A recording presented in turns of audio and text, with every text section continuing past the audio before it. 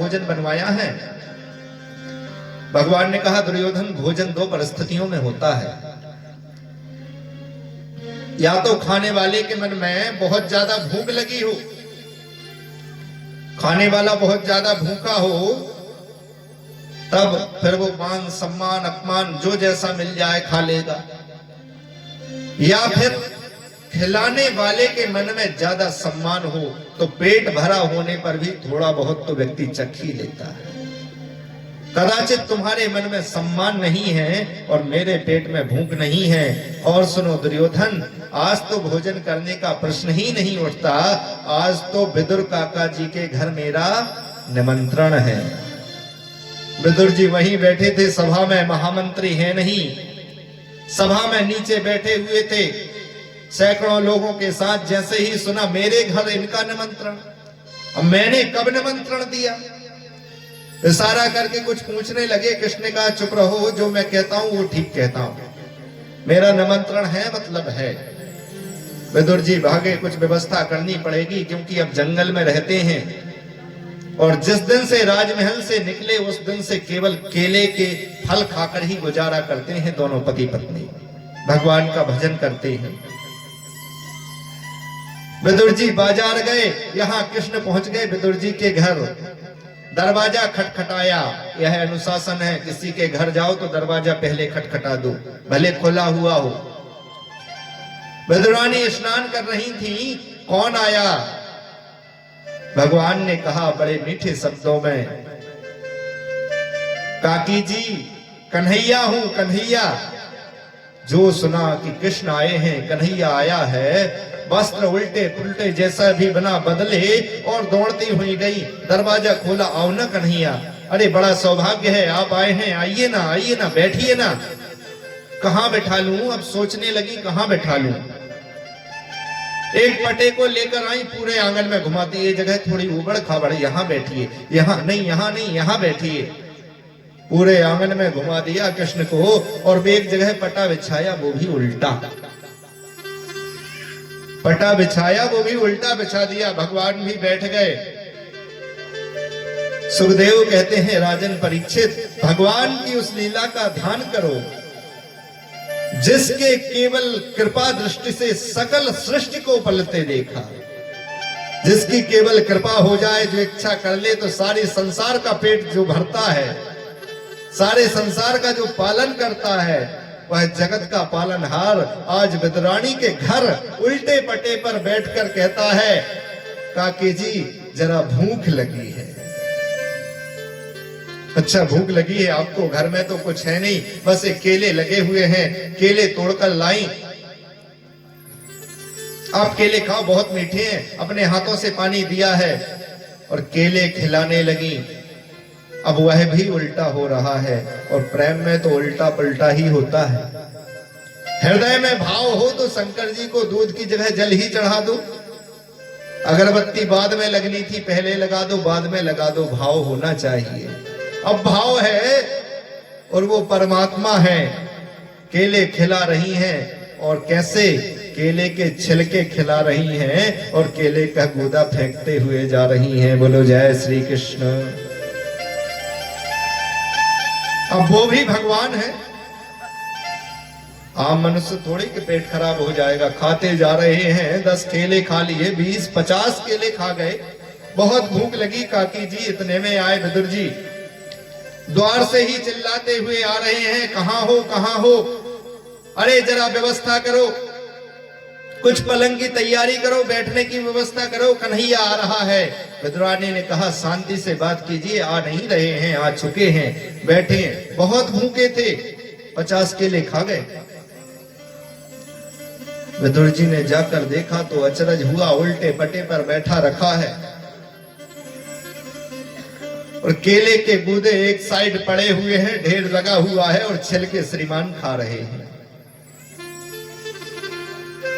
विदुर जी ने कहा क्या किया तूने? अरे कन्हैया हमारे घर आया, राजमहल के भोजन को, 56 प्रकार के भोजन को त्याग कर अपने घर पर आया है। तुमने उसको खिलाया तो क्या? केले के छिलके।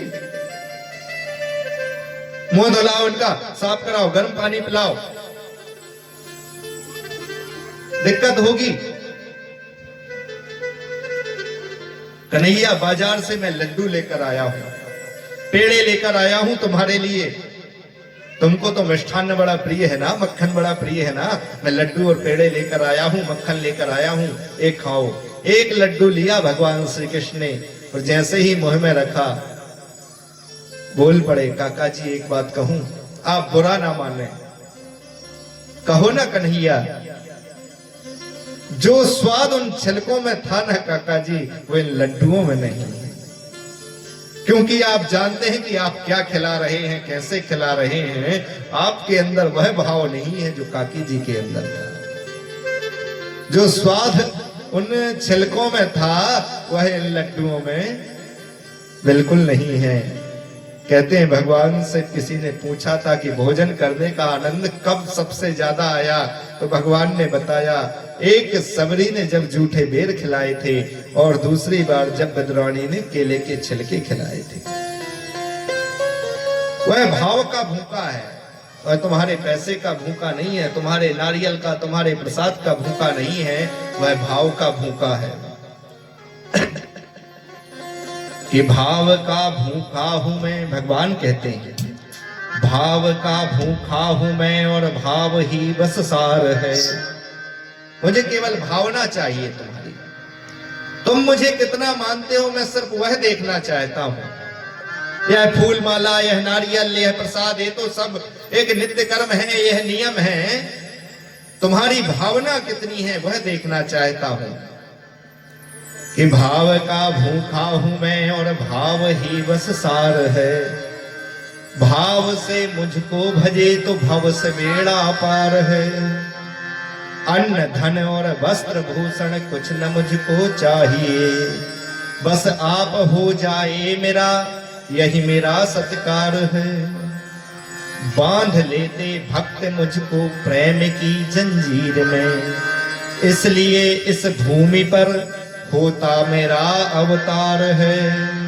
भक्त वत्सल भगवान की। भगवान कहते हैं मैं तो इन भक्तों के लिए ही तो अवतार लेता हूं। अन्न धन और वस्त्र भूषण, तुम्हारा अन्नदान नहीं चाहिए, तुम्हारे वस्त्र नहीं चाहिए, तुम्हारा धन भी नहीं चाहिए। अरे जिसकी पत्नी ही लक्ष्मी हो उसको क्या तुम धन दोगे। हम गए थे वहां 10 रुपए चढ़ा, 1000 चढ़ा कर आए थे। जिसकी पत्नी ही लक्ष्मी उसे तुम धन दे सकते हो क्या।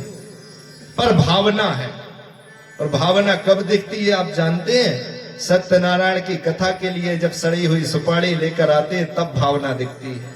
दुकानदार भी अच्छा पूजन के लिए ना तो सड़ा हुआ कपड़ा ले जाओ। अरे मत ले जाओ कपड़ा, केले के पत्ते पर बैठा लो ना भगवान को, यह भी तो नियम है। नारियल नहीं है तो सुपारी से काम चल जाएगा, यह भी शास्त्र कहता है। नहीं कर सकते कोई बात नहीं, पर भावना होनी चाहिए। और तुम्हारी भावना यदि वहां खराब हो गई कि मैं तो ये बस कर दूं, ये लगता है इसलिए ले जा रहे हैं, तो कोई मतलब नहीं है, केवल एक फॉर्मेलिटी होती है। रुद्रयामल तंत्र में भगवान शंकर कहते हैं भावेन लभते सर्वम भावेन देव दर्शनम। सुनिए, शंकर भगवान कहते हैं भावेन लभते सर्वम, भावेन लभते सर्वम भावेन देव दर्शनम, भावेन परमं ज्ञानम तस्मात् भावावलंबनम। भाव से सब कुछ मिलता है। भावना हो तो पत्थर की मूर्ति में भी भगवान दिखाई देता है, और भावना ना हो तो फिर व्यक्ति देखता कौन सा पत्थर है, संगमरमर है क्या, नहीं मकराना पत्थर है, संगमरमर ये जयपुर वाला होगा, वो पत्थर समझते हो।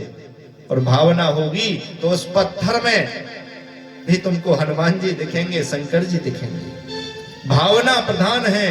भाव चूड़ामणि में लिखा गया कि बहुजापात, ध्यान से सुनना, बहुजापात तथा होमात काय क्लेशादि विस्तरैः न भावेन बिना देवो यंत्र मंत्र फलप्रदः।